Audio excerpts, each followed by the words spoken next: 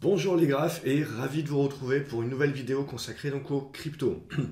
Donc on va attaquer parce qu'il n'y a pas en fait grand chose à se dire depuis la semaine dernière. Donc en gros c'est toujours la même chose. Alors là c'est le Bitcoin euro, hop on va prendre le Bitcoin dollar. Donc hop on projette ce qu'on s'était tracé la semaine dernière. Et en gros c'est exactement la même idée. On est dans une tendance baissière de fond. Les probabilités évidemment sont plus à la baisse qu'à la hausse.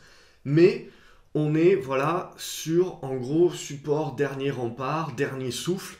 Donc s'il doit se passer quelque chose, s'il doit y avoir une réaction des acheteurs, c'est maintenant. Et si jamais ce n'est pas le cas, et ben malheureusement si on commence à casser par le bas les 3300 $, restera les 3000 $ un petit peu en seuil psychologique, en dernier rempart, mais on risque derrière évidemment de repartir pour une salve baissière. Donc ça évidemment c'est la grosse probabilité. Mais prenons et retournons la pièce un petit peu, et donc en se disant, voilà, pour le moment, on a beaucoup de séances, on voit très peu de volatilité, il y a quand même un petit peu de volume, et ce qui nous intéresse vraiment, ça serait un gros chandelier qui arrive à repasser, vous voyez ici, au-dessus des 3500 $, et qui arrive derrière, poum, sur les 3700 $, peut-être ça résistera un petit peu, ça consolide, et puis derrière, on arrive à casser ça rapidement. Donc 3005, 3007, et puis derrière, les 3900 $. Vous avez les trois niveaux que le Bitcoin devra casser pour valider un rebond qui sera plus que technique et qui fera revenir un petit peu de capital confiance. Et donc derrière, on aura très certainement une consolidation qu'il faudra bien entendu observer et analyser pour pouvoir savoir si cette consolidation est la bonne et aura la capacité de casser par le haut et donc de nous délivrer un rebond un petit peu plus fort. Et derrière, l'objectif, ça serait de revenir sur cette oblique baissière donc de long terme qui se trouve aux alentours des 4700 $ et des brouettes actuellement. Donc voilà l'enjeu. Donc tout simplement, actuellement, c'est baissier et je serais tenté de dire faut éviter d'anticiper parce qu'évidemment, la probabilité, c'est que potentiellement, on aille sous les 3300 $, rechercher les 3000 $, et là, ça commence à pas sentir bon, et ça commence à dire, on relance un petit peu une seconde salve de tendance baissière. Mais si les acheteurs veulent réagir et veulent du coup pas mal contrecarrer la tendance, ça doit se faire. Ça doit se faire là, dans les toutes prochaines séances, et notamment le premier signal pour moi, ce sera 3500 $. Tant qu'on ne passe pas les 3500 $, ça ne sert à rien de l'anticiper.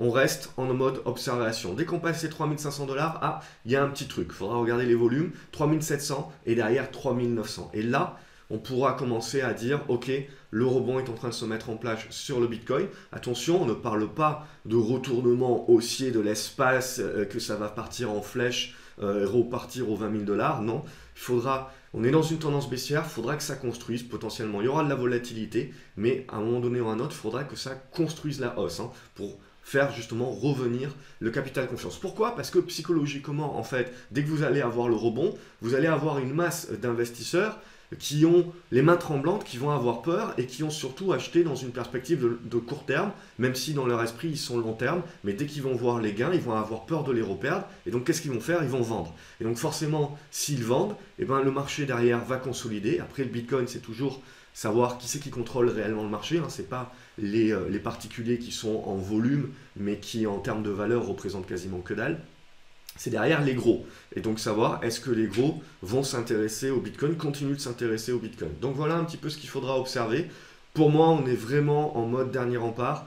Si le rebond doit s'effectuer, qu'on doit construire derrière un rebond beaucoup plus durable sur le Bitcoin, ça doit se jouer là, sur les prochaines séances, les toutes prochaines semaines, en gros sur le mois de février, ça doit se faire. Sinon, si ça ne se fait pas, les maigres petits espoirs que l'on peut avoir s'évaporent et sans espoir, vous cassez par le bas et là vous rebroyez du noir et on est reparti pour un tour certainement baissier. À titre personnel, j'ai pour l'instant au-dessus des 3300 $, toujours donc plutôt cet objectif contrarien, donc contre la tendance de fond qui est de dire il y a quand même une probabilité de casser par le haut. Donc à voir, à confirmer bien entendu.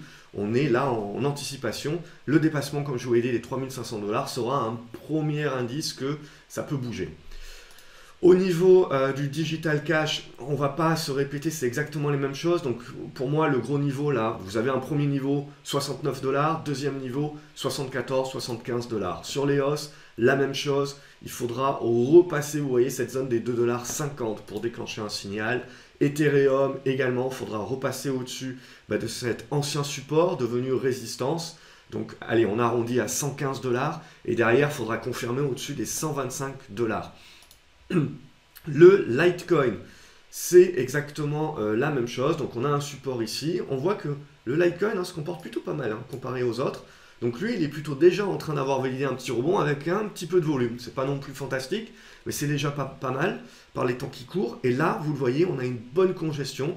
Et si on casse par le haut, alors là, on valide le rebond. Donc déjà, on voit qu'on a certaines cryptos qui donnent une légère avance. Et on voit d'ailleurs au niveau des indicateurs maison de GraphCO qu'on est repassé en jaune, c'est en mode opportunité. Et là, on commence à mettre des chandeliers bleus, c'est-à-dire on est en mode pré-signal. C'est vraiment, on est en anticipation, mais ça commence vraiment à s'améliorer.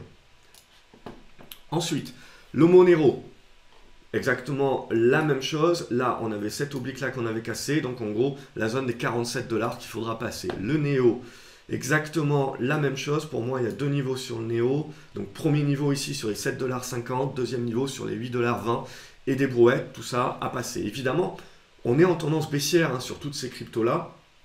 Donc la probabilité, c'est comme sur le Bitcoin, c'est qu'on aille chercher plutôt le bas et qu'en cassant les supports, on relance la baisse. Pour l'instant, tant qu'on ne casse pas les supports, on est neutre et on est en attente. Soit ça casse par le bas, soit ça casse par le haut, et c'est ça qui doit déclencher notre mouvement. On n'est pas en anticipation.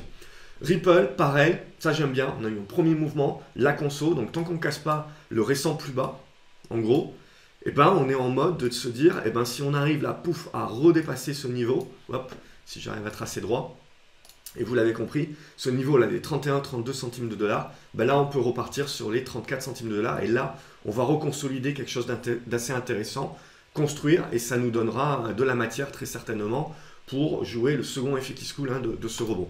Et le Stellar, exact. Alors le Stellar, lui, par contre, il est en bonne tendance baissière avérée, on le voit. Donc lui, je dirais que c'est celui qui est le plus pessimiste, entre guillemets.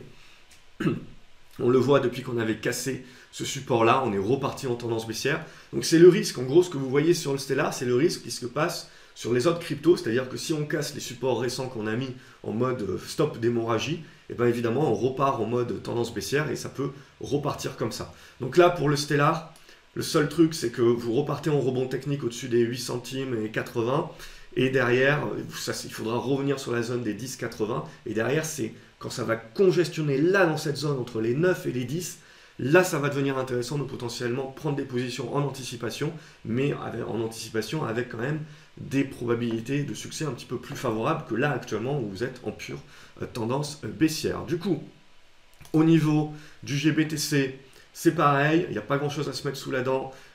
Il faut redépasser les 4,40 $, 4,70 $, 5,20 $. Ça correspond grosso modo aux trois niveaux que je vous ai donnés sur le Bitcoin également. Ensuite, alors que j'ai un gros chat dans la gorge, je m'excuse un petit peu pour cette vidéo, mais on va tenter d'aller au bout. Ensuite, au niveau action, il y a toujours Arcos, vous le voyez, ça tient. Alors, il y a les résultats qui doivent être donnés sur Arcos ce soir, donc on est quand même prudent, on attendra. Pour moi, Arcos, ça va redevenir intéressant si ça dépasse les 33-34 centimes d'euros. Là, il faut se méfier, on est sur le support, mais là aussi, on est en mode dernier rembarre. Au niveau Blockchain Group, ça c'est très spécu également, vous voyez, on n'a pas réussi à casser. Donc tant qu'on n'arrive pas à casser cette double oblique là, sur les 16 centimes d'euros, il n'y a pas de spécu qui se met en place, on reste à l'écart pour le moment. Dès que ça va casser les 16 centimes d'euros, on aura peut-être quelque chose à se mettre sous la dent, et ça reste évidemment très spéculatif. Et Bitcoin Group, ça c'est coté en Allemagne, pareil, vous voyez, c'est en train, ça perd la confiance, donc ça part vers le bas. Donc là, de la même façon qu'on s'était dit la semaine dernière, de toute façon, on ne réagit pas tant qu'on ne remonte pas au-dessus de cette zone des 20 € pour arrondir, puisque ça c'est coté en Allemagne, donc c'est en euros. Ensuite, Riot Blockchain, j'en ai en portefeuille actuellement. Vous voyez, il y a un bon squeeze, une bonne congestion. Je trouve qu'elle est plutôt pas mal tant qu'on tient les 1,67 €, 68. Ça, c'est des dollars, pardon, 1,67 $, 68. Ça reste plutôt positif, bien évidemment. Il faut casser cette figure à la hausse. Et là, si on arrive à casser à la hausse, je vise les 2,30 $, évidemment. C'est spéculatif comme type de titre. Et Marathon également, elle est en tendance baissière. Donc vous le voyez, pas grand chose à se mettre sous la dent tant qu'on ne revient pas au-dessus des 38 centimes de dollars, 39 centimes de dollars. Donc je serais tenté de dire qu'actuellement, on est en attente. Ça peut se jouer. Là dans les prochaines séances. La seule action que je trouve assez intéressante si on décide d'investir sur les actions, elle est aux US, c'est Riot. C'est celle que je trouve dans les les dispositions, on va dire, les plus mûres. Donc, à voir maintenant, bien évidemment, si on casse par le haut ou on casse par le bas, toujours la même chose. Et donc, le Bitcoin dollar à surveiller. Si on dépasse les 3500 $, 3700, 3900, voilà, c'est les niveaux, on consolidera. Bien évidemment, selon le profil que vous avez, vous pouvez commencer à anticiper sur les 3500, mais la vraie façon d'éviter d'anticiper, c'est de laisser le rebond se faire. Comme ça, on évite, si jamais ça baisse, d'être au mauvais endroit au mauvais moment. On attend le rebond et derrière, on attendra la consolidation. Et c'est dans la consolidation où vous aurez plus de probabilité de succès pour jouer le deuxième effet qui se coule, le deuxième départ. Donc c'est plutôt ça qu'un investisseur va attendre. Par contre, le spéculateur, évidemment, dès le dépassement des 3500 $, peut déjà commencer à tenter un trade. Voilà ce que l'on pouvait dire cette vidéo. Encore désolé pour le chat dans la gorge, évidemment, ça vient de s'améliorer là sur la fin de la vidéo, c'est toujours comme ça. La loi de Murphy. J'espère que vous avez apprécié cette vidéo.